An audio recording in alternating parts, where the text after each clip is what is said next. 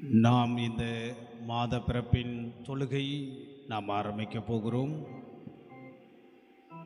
நமது ஆரம்பம் பிதா குமாரன் பரிசுத்த ஆவியாகிய திரேக நாமத்தில் உள்ளது. ஆமென். நாம் கண்களை மூடி ஆண்டவரை நோக்கி மன்றாடுவோமாக.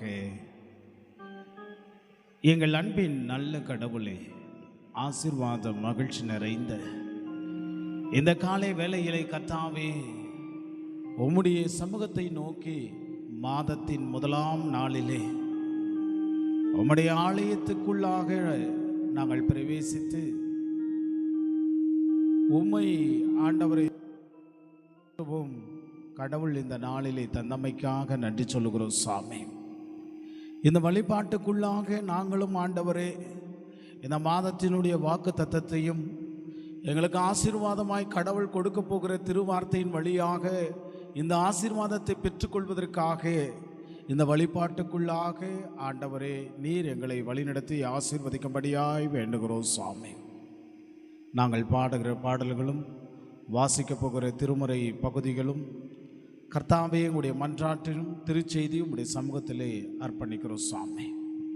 கடவுள் கிருபையாகவே ஆசீர்வாதமாய் இந்த வழிபாட்டை நடத்துவதற்கு உம்முடைய அருளும் ஒத்தாசத்தையும் அருள வேண்டும் என்று நாங்கள் வேண்டுகிறோம். இந்த நாளில் வந்தவர்கள், வர தவறி போனவர்கள், வருவதற்காக ஆயத்தப்பட்டு கொண்டிருக்கிறவர்களையும் உடைய கரத்தில் ஒப்புவிக்கிறோம் சாமி. இந்த வழிபாடு ஆண்டவரை தொடக்க முதல் முடிவரை உடைய தெய்வீக பிரசன்னத்தினாலே வழிநடத்த வேண்டும் என்று இந்த ஜெபத்தை இயேசு கிறிஸ்துவின் நாமத்தினாலே வேண்டிக் கொள்கிறோம் கர்த்தாவே. ஆமென். நாம் 29வது பாடலை நாம் பாடுவோம். கதிரவன் எழுகின்ற காலையிலே இறைவனை துதி செய்யும் மனமே என்ற பாடலை பாடி நாம் கர்த்தரை மகிமைப்படுத்துவோம். 29வது பாடல், பாடல் எண் 29.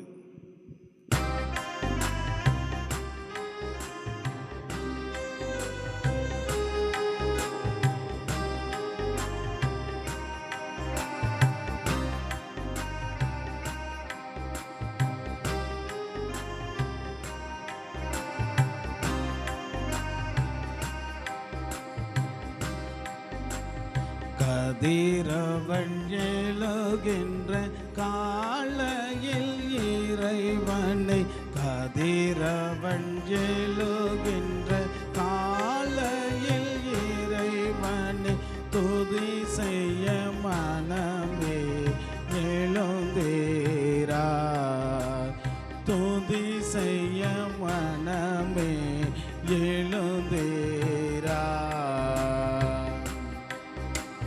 வறண்ட தண்ணீரற்ற வனமிந்த பூவிதனில், வறண்ட தண்ணீரற்ற வனமிந்த பூவிதனில் திரண்டதையை தேவை நாடுவே, திரண்டதையை தேவை நாடுவே.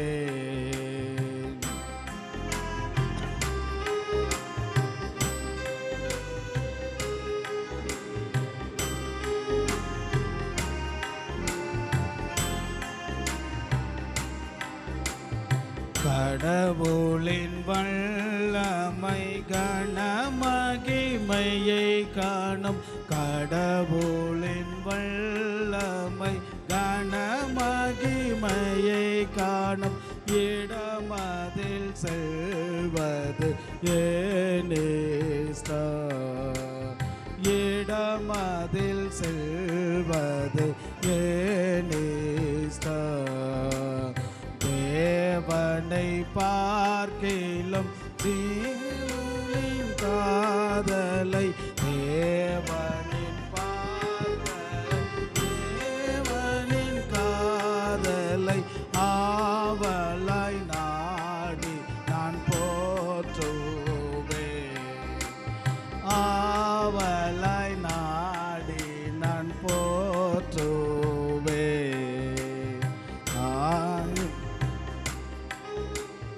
ஆயுள் பரியந்தம் ஆண்டவர் நாமத்தை ஆயுள் பரியந்தம் ஆண்டவர் நாமத்தை நேயமாய் பாடி நான் உயர்த்துவே, நேயமாய் பாடி நான் உயர்த்துவே.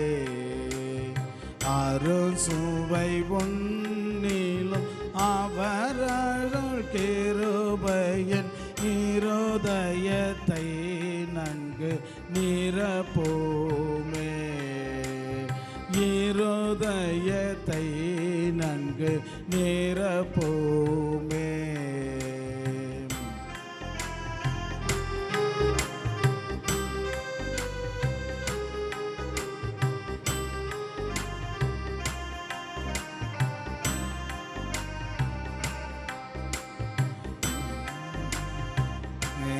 தையில் ராஜாவும் நீதிரை கொள்கையில் கர்த்தரின் செயல்களை சேந்திப்பே, கர்த்தரின் செயல்களை சேந்திப்பே. அள்ளும் பகலும் நான் அவர் சட்டைகளின் கீழ் தொல்லைக்கு நீங்கியே ஒதுங்குவேன், தொல்லைக்கு நீங்கியே ஒதுங்குவேன். ஆத்தும தேவனை அன்றிக் கொள்ளுதவர் தீரம் போல் என்னை காக்கிறார், நேத்திரம் போல் என்னை காக்கிறார். கதிரவன் எழுகின்ற காலையில் இறைவனை துதி செய்ய மனமே எழுந்தீராய், துதி செய்ய மனமே எழுந்தீராய்.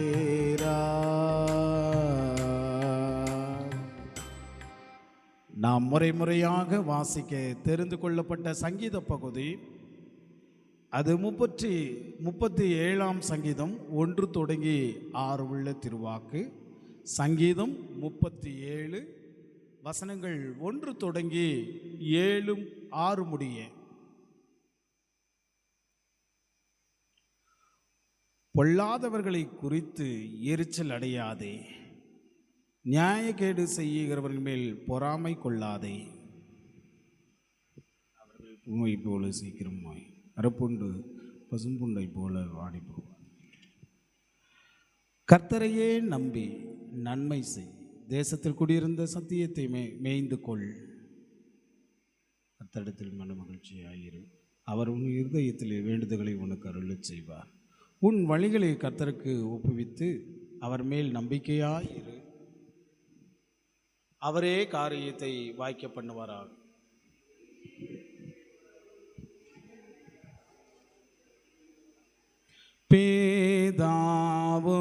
பேதாவுக்கும் குமாரனுக்கும் பரிசுத்த ஆவிக்கும் மகிமை உண்டாவதாக, ஆதியிலும் இப்போதும் எப்போதுமான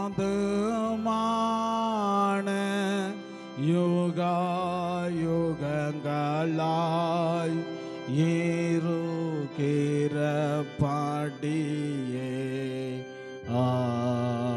ஆமென். நம்முடைய விசுவாசத்தை அப்போஸ்தலர் விசுவாச பிரமாணமாக நாம் சேர்ந்து அறிக்கை செய்வோமாக.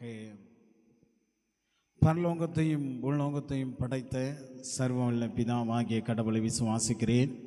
அவருடைய ஒரே பேரான குமாரனும் நமது ஆண்டவருமாகிய இயேசு கிறிஸ்துவை விசுவாசிக்கிறேன். வேறு பரிசுத்த ஆவியினால் கர்ப்பத்தில் உற்பவித்து கன்னிமரியிடத்தில் பிறந்து பொந்து பிலாத்துக்கு பாடுபட்டு சிலுவையில் அறிந்து மறைத்து அடக்க பண்ணப்பட்டார். பாதாளத்தில் இறங்கி 3ஆம் நாள் மறைத்தொருந்து உயிர்த்தெழுந்தார். பரத்துக்கேறி சர்வல்ல பிதாவாகிய கடவுள் வலது பாசில் விட்டிருக்கிறார். அவரிடத்திலிருந்து உயிருள்ளோரும் மருத்துவ நியாயத்திற்கு வருவார். பரிசுத்த ஆவியானவர் விசுவாசிக்கிறேன். பொதுவான கிறிஸ்தவையும் பரிசுத்தவான்களுடைய ஐக்கியமும் பாவ மன்னிப்பும் சரீர உயிர்த்தெழும் நித்திய ஜீவன் என்று விசுவாசிக்கிறேன். ஆமென். அமர்ந்து நாம் மீண்டுமாய் கடவுளை மையப்படுத்தும்படியாய் 301வது ஞான பாடல், இரக்கம் பெற்றேன் கர்த்தராலே. ஒரு முதல் 3 கவியும் லாஸ்ட் கவியும் பாடும்படியாய்.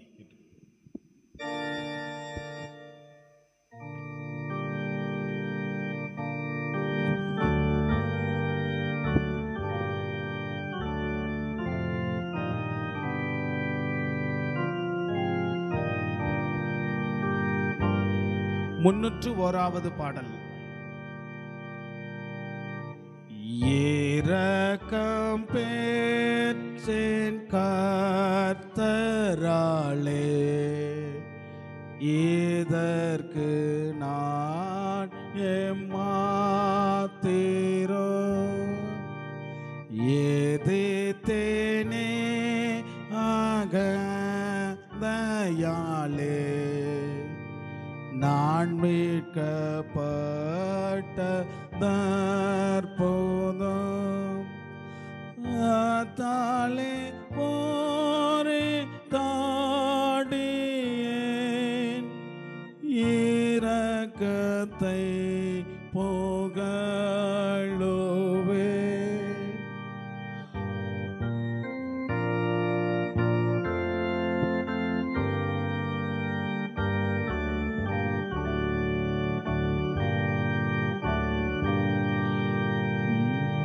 முன்னே நான் கோபத்துக்காளாக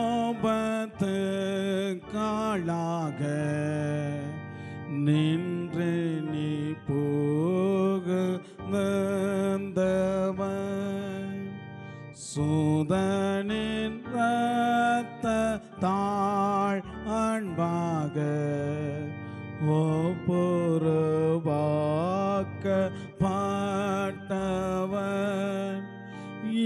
பாக்கியத்தை எனக்கு இரக்கமே அளித்தது. 5வது சரணம். இரக்கமுள்ள சாமி நீரே, இவ்வேளையை தள்ளாதையோ, என் மீட்பர் சாவாழ் தேவரீரே, என் சாவில் என்னை சே.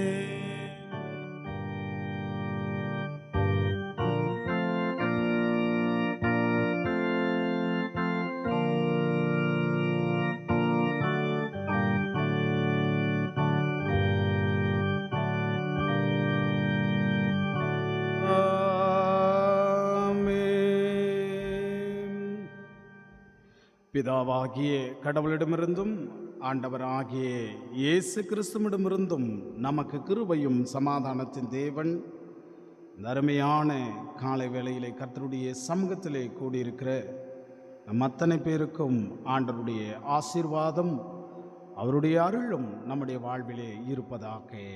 ஆமென். நாம் இன்றைக்காக தியானத்திற்காக எடுத்துக்கொள்ளப்பட்ட திருமறை பகுதியானது அது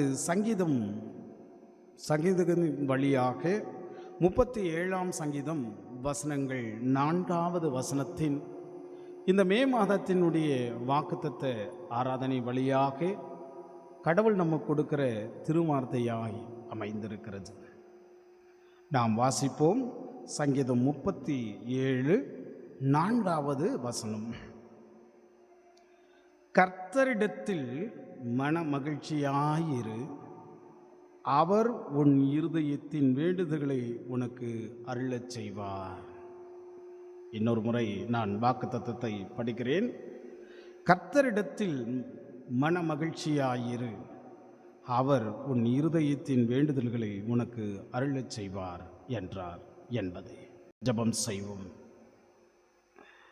எங்கள் அன்பு நிறைந்த பரம தந்தையே, ஆசீர்வாத மகிழ்ச்சி நிறைந்த இந்த மே மாதத்தின் முதலாம் நாளிலே கர்த்தாவே உம்மை தொழுது கொண்டு இந்த மாதத்தினுடைய துவக்கத்திலே கர்த்தர் எங்களை வசனத்தோடு அவர் வழி நடத்துவார் என்கிற திருவார்த்தையை எங்களுக்கு கொடுத்து உம்முடைய திரு சாக்கிரமத்துக்கு நாங்கள் ஆயத்தப்படுகிற போது உம்முடைய திருவார்த்தை இப்பொழுது கேட்கிற போது எங்களுக்கு ஆசீர்வதித்து அருளும்படியாய் வேண்டுகிறோம் சுவாமி. உம்முடைய வார்த்தைக்குள்ளாக அடியனை மறைத்து வெளிப்படும். நீங்கள் ஆண்டவரே பேசுங்க, உம்முடைய வார்த்தைக்குள்ளாக எங்களை தாழ்த்துக்கிறோம். இந்த ஜெபத்தை இயேசு கிறிஸ்துவின் நாமத்தினாலே வேண்டிக் கொள்கிறோம் கர்த்தாவே, ஆமென். கிறிஸ்துவுக்குள் பிரியமான என் அன்பு பெரியவர்களாக இருக்கிற உங்கள் யாவருக்கும் இறைமைந்தன் இயேசுவின் அன்பினாலே வாழ்த்துக்களையும் ஸ்தோத்திரத்தையும் இந்த காலை வேளையிலே மே மாதத்தின் முதலாம் நாளிலே கர்த்தர் உங்களுக்கு ஆசீர்வாதமாய் இந்த ஸ்தோத்திரத்தின் வழியாக கடவுள் உங்களுடைய வாழ்வை வழிநடத்துவாராக, ஆமென். எனக்கு அன்பார்ந்தவர்களே, கடவுள் இந்த நாளிலே ஆண்டவர் நமக்கு ஒரு அருளான வாழ்க்கையை கடவுள் நமக்கு தந்திருக்கிறார் என்பதுதான். கடந்த 4 மாதங்கள் வழியாக கடவுள் நம்மை கிருபையாய் பாதுகாத்து பராமரித்து மேடு பள்ள தாக்குகளுக்கு மத்தியிலும் நம்முடைய வாழ்வின் அன்றாட சூழலுக்கு மத்தியிலும் கர்த்தருடைய கிருபை நம்மை தாங்கி ஒவ்வொரு சமயத்திலே அவருடைய கிருபையினாலே கடவுள் நம்மை வழிநடத்தி வந்திருக்கிறார். ஆமென், ஹல்லேலூயா. கடவுளுடைய நாமத்துக்கு மகிமை உண்டாவதாக, ஆமென். அப்படிப்பட்ட தருணத்திலே கடவுள் இந்த நாளிலே இந்த மே மாதத்தின் வழியாக கடவுள் நமக்கு சொல்லுகிற வார்த்தையின் வழியாக இங்கு மீண்டும் நினைப்பூட்டுகிறார். கர்த்தரிடத்தில் மனமகிழ்ச்சியாயிரு, அவர் உன் இருதயத்தின் வேண்டுதல்களை உனக்கு அருளச் செய்வார் என்றார் என்பதுதான். எனக்கு பிரியமானவர்களே, ஒரு இளைஞன், ஒரு வாலிப வயது உள்ளவன் பல வருடங்கள் தன்னுடைய வாழ்விலே அவன் உழைத்து வாழ்க்கையிலே முன்னேற முடியாமல் சூழல் தத்தளித்து கொண்டிருக்கிற ஒரு சூழல் இருக்கிறது. வேலை செய்கிறான், வேலையிலே அவனுக்கு இருக்கிறது, வேலை இருக்கிறது, ஆனால் திருப்தி இல்லை. ஜெபம் இருக்கிறது, ஜெபம் செய்கிறான், ஆனால் அந்த ஜெபத்தின் வழியாக பதில் இல்லை என்று சொல்லி அவனுடைய உள்ளம் கவலைக்குள்ளாக அவனுடைய இருதயம் இருக்கிறதை பார்க்க முடிகிறது. ஒரு நாள் அவன் தந்தை இடத்திலே போய் சொல்லுகிறான், அப்பா, நான் உழைக்கிறேன், ஆனால் உழைத்து வாழ்க்கையில் முன்னேறவில்லை. ஆனால் ஜெபிக்கிறேன், ஆனால் ஜெபத்துக்கு பதில் வரவில்லை. அது மாத்திரமல்ல, இந்த வேலையில் எனக்கு திருப்தி இல்லை, ஆனால் வேலை இருக்கிறது என்று சொல்லி தன் கவலையை தன்னுடைய தகப்பன் இடத்திலே அவன் சொல்லுகிற வார்த்தையாகி இருக்கிறது. என்னுடைய ஜெபங்களுக்கு ஏன் பதில் வரவில்லை என்று சொல்லி அப்பா இடத்துல போய் அந்த மகன் முறையிடுகிறதை பார்க்க முடிகிறது. அப்பா அவனை ஒரு வயல்களுக்கு மத்தியிலே கொண்டு போய் விடுகிறார். மகனே, நீ மாமரத்தினுடைய கொட்டைகளை எடுத்துக்கொண்டு வா என்று சொல்லி ஒரு 3 மாமரத்தை அந்த கொட்டையை எடுத்துக்கொண்டு வா என்று சொன்னான். அந்த உரங்கள் சாணங்களை எடுத்துக்கொண்டு வந்து அந்த இடத்துல மாமரத்தின் கீழாக இருக்கிற அந்த வேரை பிடித்து கொண்டு அதை எடுத்துக்கொண்டு வருகிற போது 3 இடத்துல நடுகிறான். நடுகிற போது ஒரு விதையானது சீக்கிரமாய் முளைத்து சில நாட்களில் அது உலர்ந்து போய் காணப்படுகிற ஒரு சூழல் இருந்தது. இன்னொன்று முளைக்கவே இல்லை. இன்னொன்று நல்லால் முளைத்து அது வேர் வந்து ஒரு நிலை வருகிறது.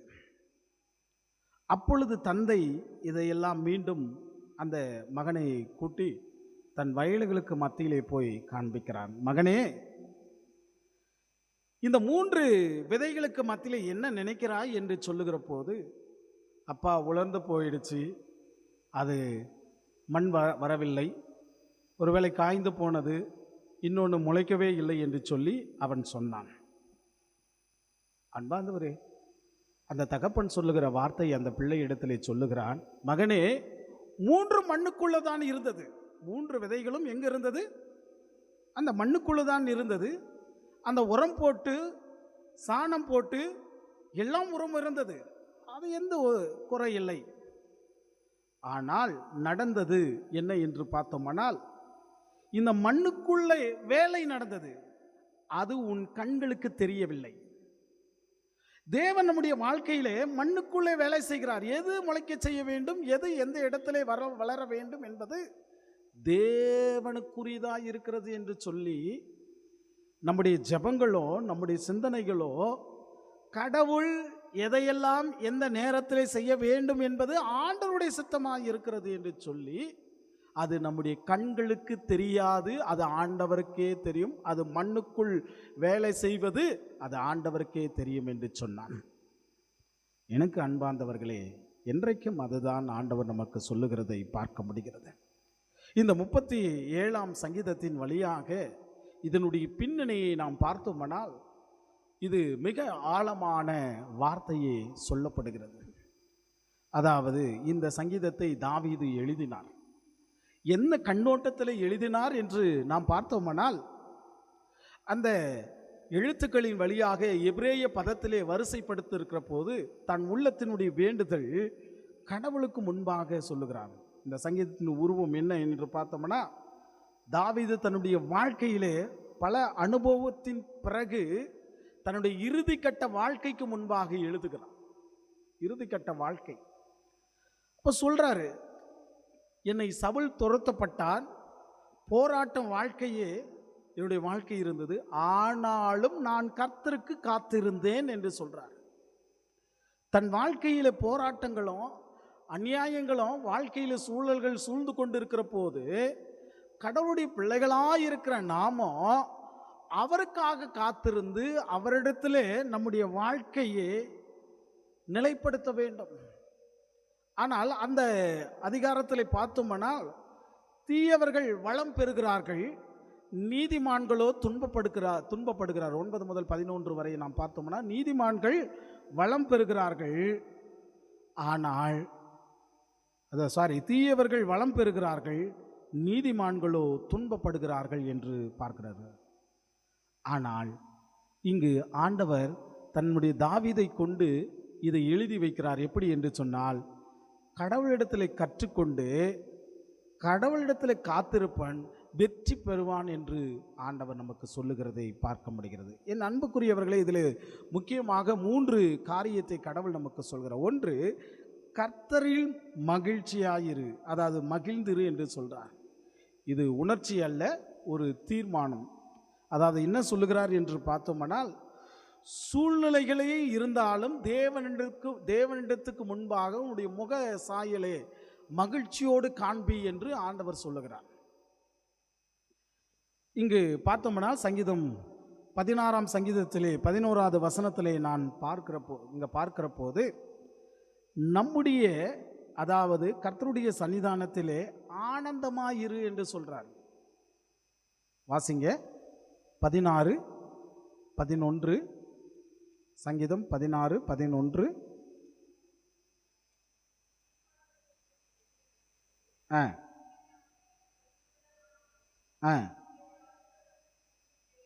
உமது வலது பாரசத்தில் நித்திய பேரின்பம் உண்டு. அப்போ ஜீவ மார்க்கத்தை எனக்கு தெரியப்படுத்துவீர், உம்முடைய சமூகத்திலே பரிபூர்ணமான ஆனந்தம் உண்டு. அந்த எண்ணத்தோடு ஆண்டவருடைய சமூகத்துக்கு முன்பாக வர வேண்டும்.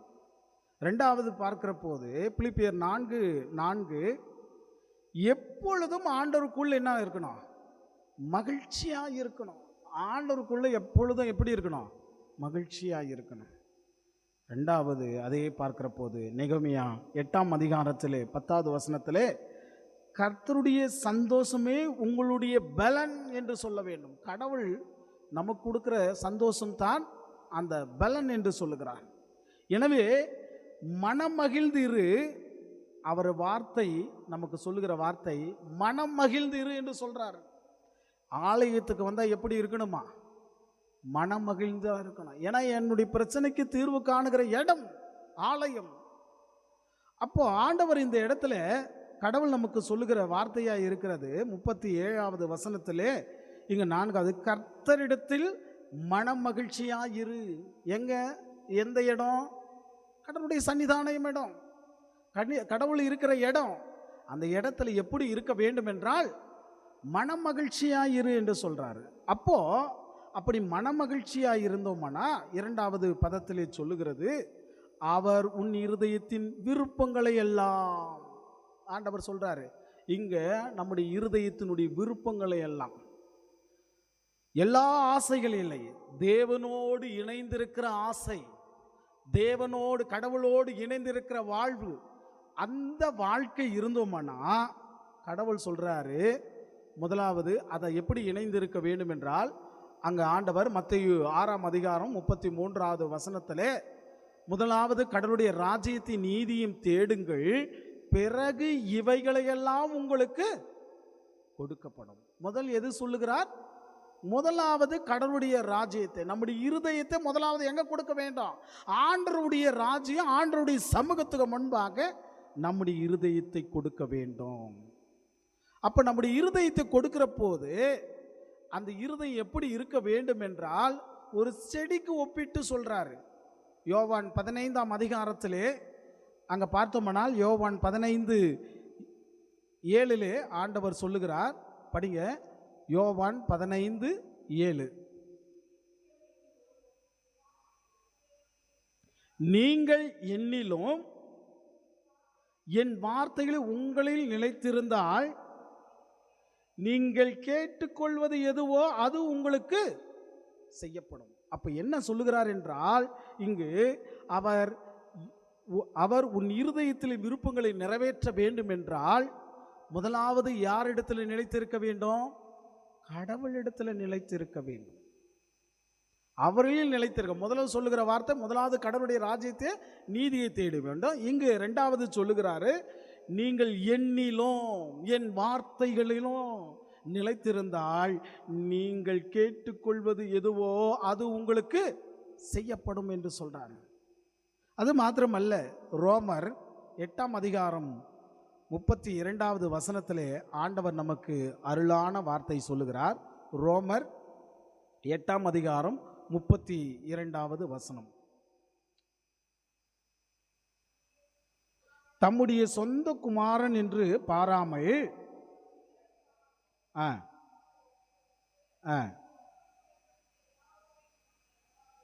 நமக்கு எல்லாவற்றையும் நமக்கு அருளாதபடி எப்படி என்று கேள்வி கேட்கிறார். ஏன்னா இது எல்லாம் தன்னுடைய சொந்த குமாரனை கடவுள் நமக்கு கொடுத்து நம்மை மீட்க வைத்திருக்கிறார். நம்முடைய வேண்டுதலை செய்வதற்கு, நம்முடைய வேண்டுகள், நம்முடைய விருப்பங்களை எல்லாம் இயேசு கிறிஸ்துவின் மூலமாய் நிறைவேற்றுவதற்காக கடவுள் நமக்கு கொடுத்திருக்கிறார்.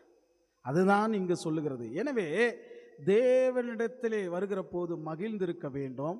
உன் விருப்பங்களை தேவனுக்கு, கடவுளுக்கு சித்தமாய் இருக்க வேண்டும் என்று இரண்டாவது பதத்திலே சொல்லுகிறது. அப்போ நம்முடைய விருப்பங்கள் தேவனோடு இணைந்திருக்கிற சித்தமாய் இருக்க வேண்டும். மூன்றாவது, அப்படி நம்முடைய வாழ்க்கையில் இருந்தோம்னால் கடவுள் இங்கு சொல்லுகிற வார்த்தை, அது உங்களுக்கு அருளச் செய்வார்.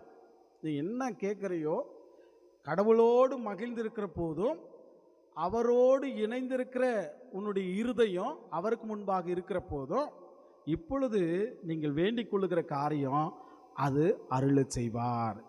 எனவே இதுதான் கடவுள் நமக்கு கொடுக்கிற வாக்குத்தத்தமாக இருக்கிறது. அதனால தான் எபிரேயர் 10ஆம் அதிகாரத்திலே 23வது வசனத்தின் வழியாக கடவுள் இங்கு எபிரேயர் வழியாக கடவுள் நமக்கு சொல்லுகிறார். எபிரேயர் 10ஆம் அதிகாரம் 23வது வசனம்.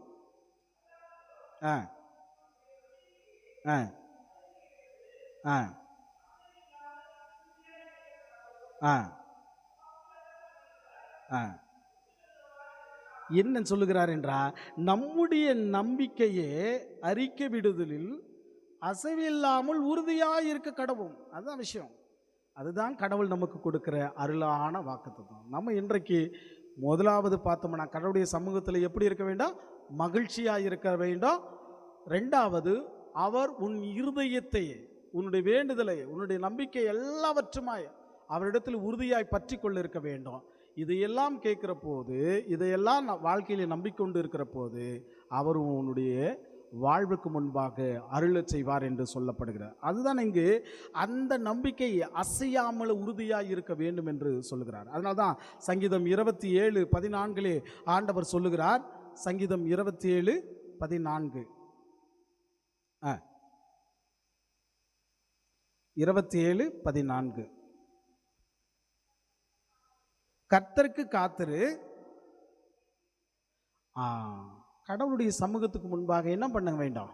காத்திருக்க வேண்டும். மூன்றாவது காத்திருக்கிற போது ஏசாயா 41:31 கடவுள் நமக்கு சொல்லுகிறார். படித்து முடிப்போம்.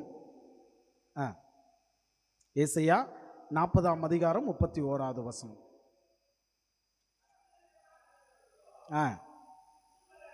புது பலன் அடைந்து எழும்புவார்கள்.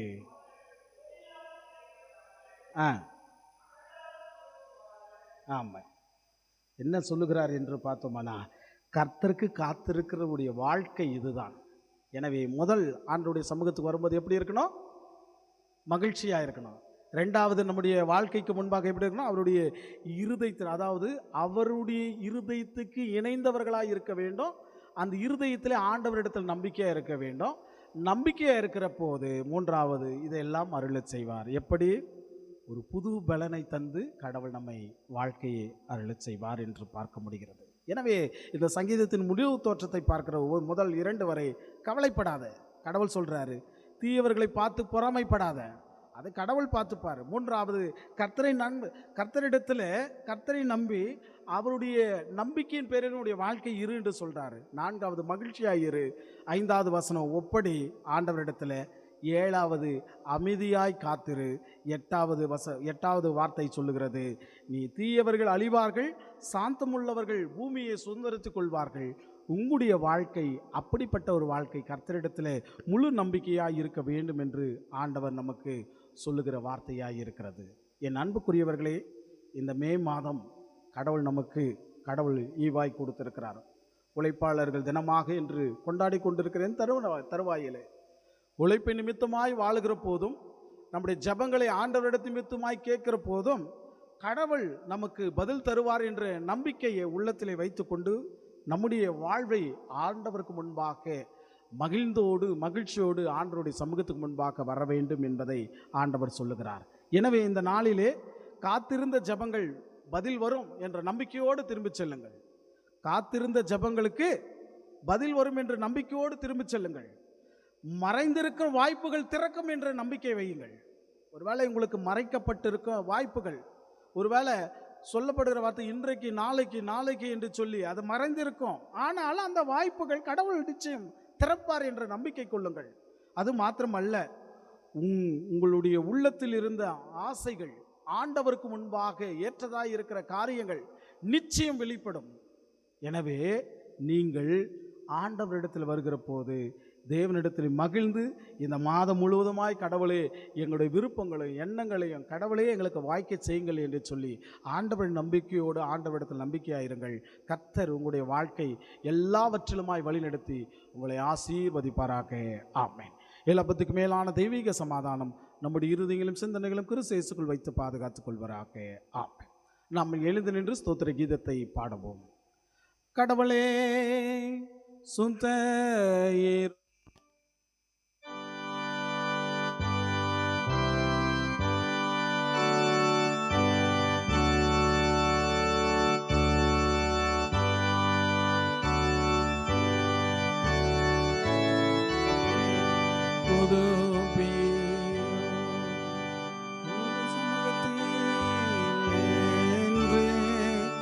என்னை தள்ளி விடாதிரோ, உமது பரிசுத்த ஆவியே என்னிடத்தில் இருந்து எடுத்துக்கொள்ளாதீரோ.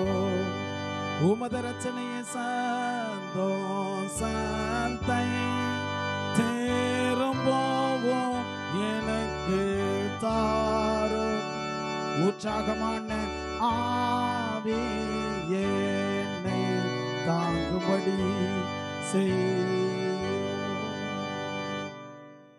அமர்வோம். மீண்டுமாய் கடவுளை மகிமைப்படுத்தும்படியாய் 369வது பாடலை நாம் பாடி நாம் ஆண்டவருக்கென்று காணிக்கை அர்ப்பணிப்போம்.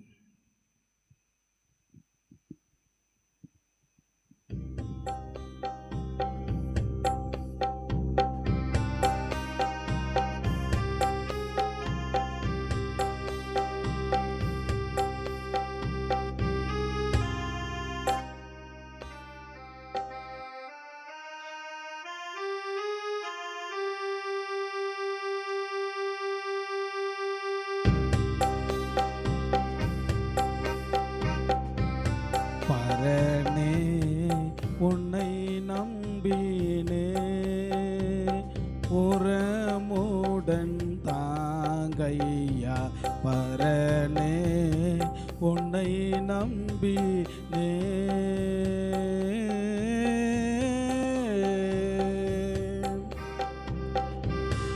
அருள் தருவாயே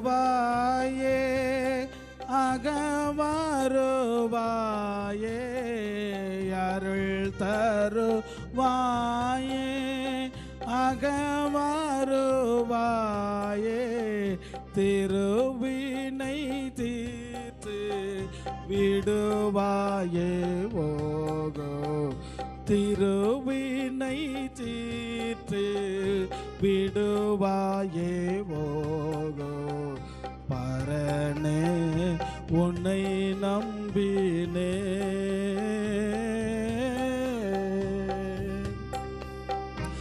மாநிலா மீது வரும் பாலனேது, மாநிலா மீது வரும் பாலனேது, வானில் என்னை சேர்த்து விடுவாயே ஓகோ, வானில் என்னை சேர்த்து விடுவாயே ஓகோ, பரனே உன்னை நம்பினே.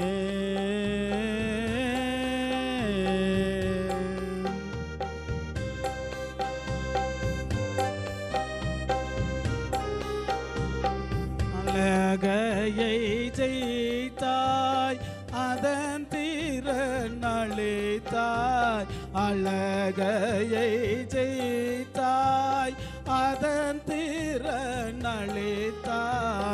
உலக வழக்கனைத்தும் துடைத்தாயே ஓகோ, உலக வழக்கனைத்தும் துடைத்தாயே ஓகோ, பரனே உன்னை நம்பினே.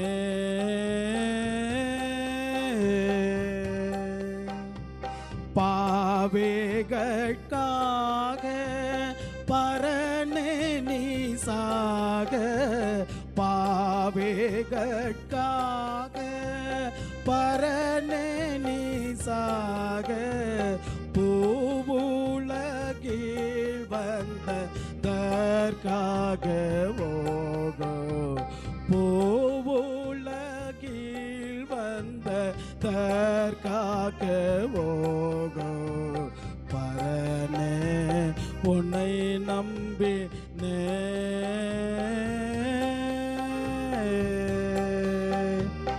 அங்கத்தில் நோயோ ஆன்மாவில் பேயோ, அங்கத்தில்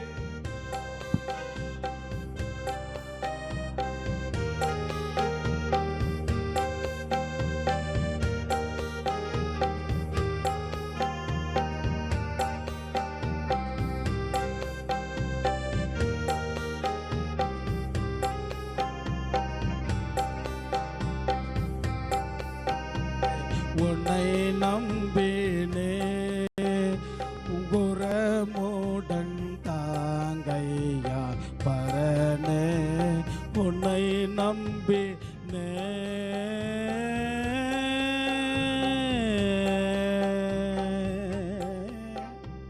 இந்த மே மாதத்திலே ஆண்டவரே, நான் உம்மை நம்பி உம்முடைய சமூகத்துக்கு முன்பாக வந்திருக்கிறேன்.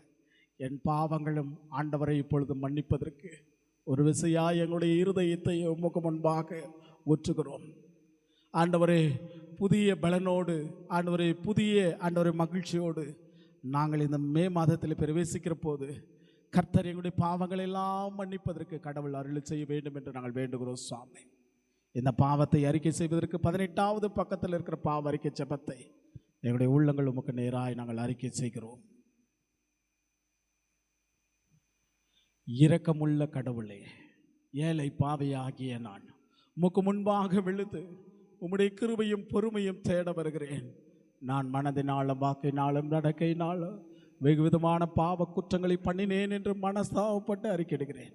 ஆதை உள்ள சாமி, நான் நரகத்தின் அழிவது நியாயமாயினும் என்னை உம்முடைய சமூகத்தை விட்டு தள்ளாதே. தேவரட்சராகிய இயேசு கிறிஸ்துவின் பாடுகளையும் மரணத்தையும் பார்த்து நான் செய்த பாவங்களை எல்லாம் மன்னித்து என்னை ரட்சியும். நான் திரும்ப பாவம் செய்ய சோதிக்கப்படுகிற போது அதற்கு சம்மதியாமதி அருவருக்கவும் உமக்கு பிரியமான பிள்ளையாக நடக்கவும் பரிசுத்த ஆவியை கொண்டு எனக்கு புத்தியும் பலத்தையும் தந்திரலும்.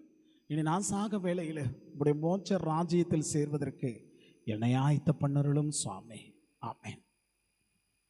வசனத்தின் ஊழியனாக அழைக்கப்பட்டு ஊழியத்திற்கு நியமிக்கப்பட்ட நான் என்னுடைய ஊழியத்தின்படி நீங்கள் செய்தவற்றின் அறிக்கையின் பேரில் உங்கள் யாவருக்கும் கடவுளுடைய கிருபையும் அறிவித்து நமது கர்த்தராகிய இயேசு கிறிஸ்துவின் பிரதிநிதியாகவும் அவருடைய கட்டளையின்படியும் பிதா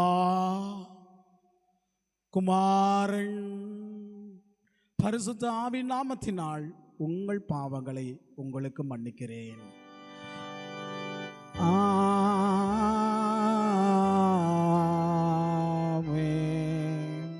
நாம் சுருக்கமாக இருக்கிற திருவிருந்து ஆராதனை முறைமையாக பக்கம் 34வது பக்கத்தில் இருக்கிற சுருக்கமாக இருக்கிற திருவிருந்து ஆராதனை முறைமையை நாம் பாடுவோம்.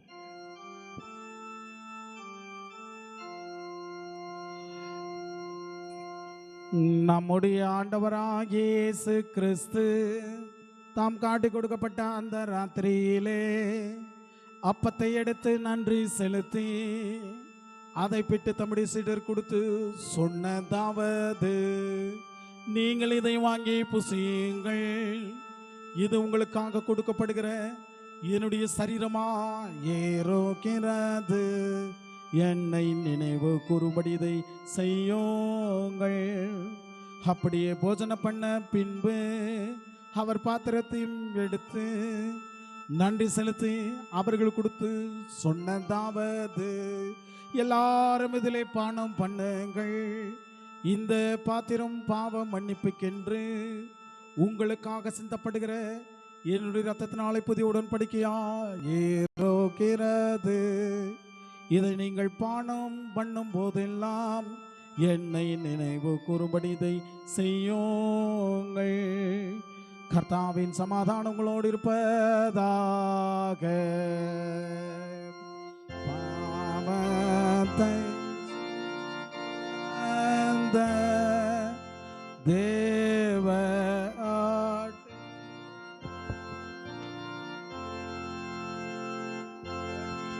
ஆமே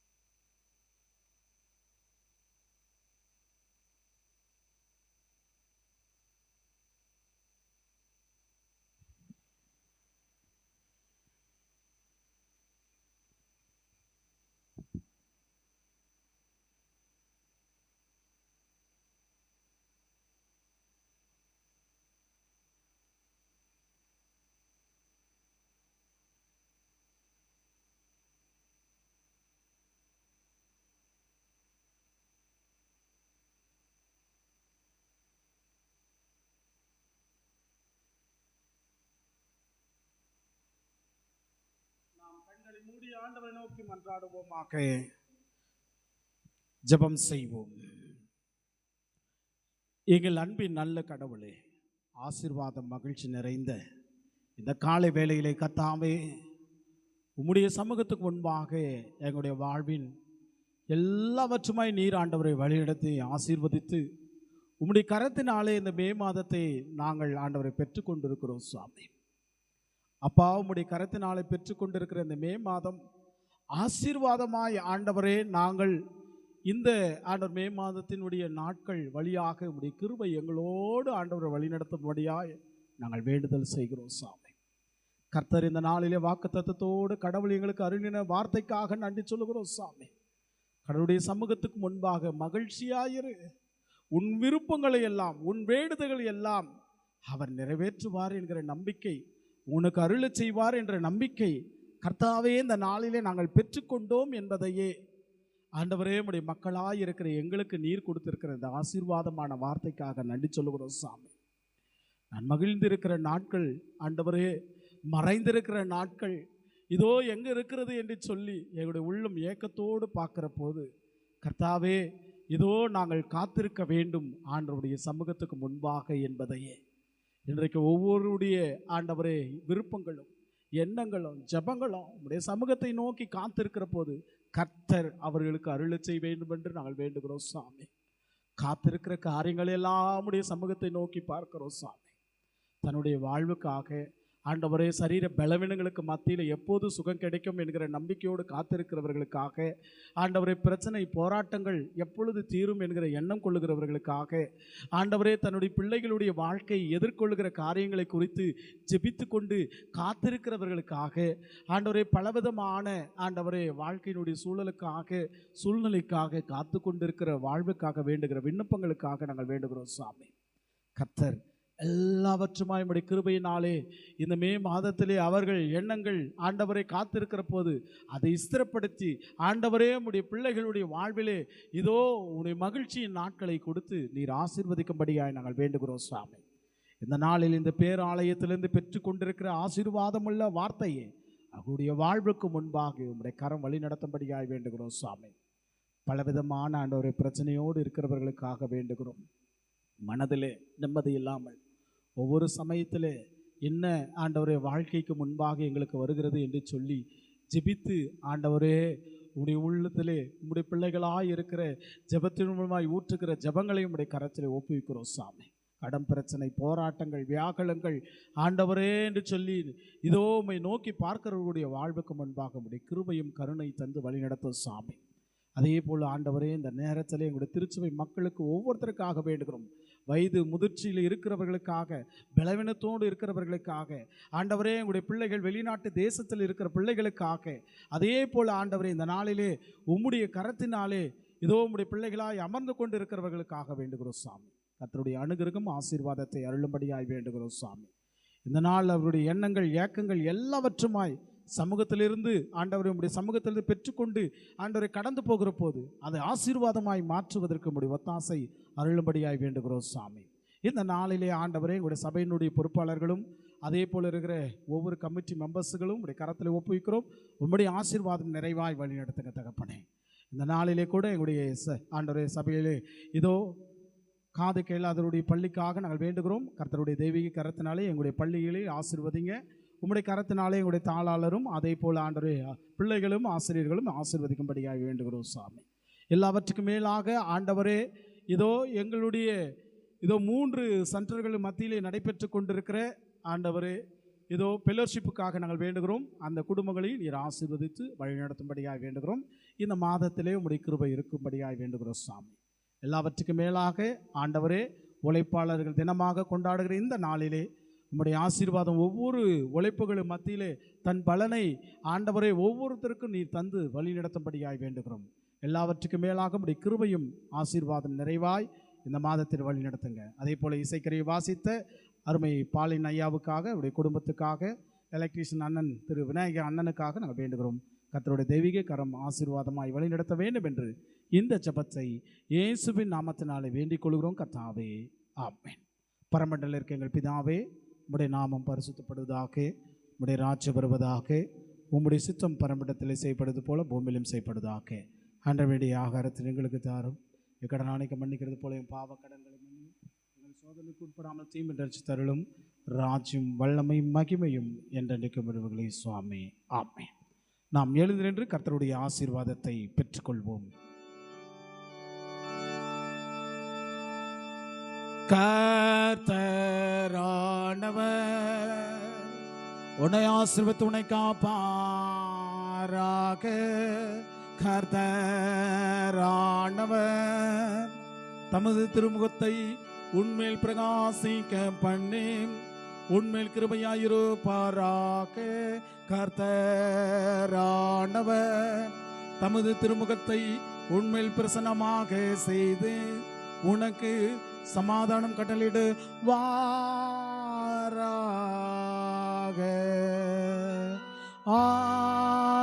ஆமென், ஆமென், ஆமென். என் ஆத்துமாவே கர்த்தரை ஸ்தோத்திரி, என் முழுவதுமே பரிசுத்த நாமத்தை ஸ்தோத்திரி. என் ஆத்துமாவே கர்த்தரை ஸ்தோத்திரி, கர்த்தர் செய்த சகல உபகாரங்களை மறவாதே. ஆமென்.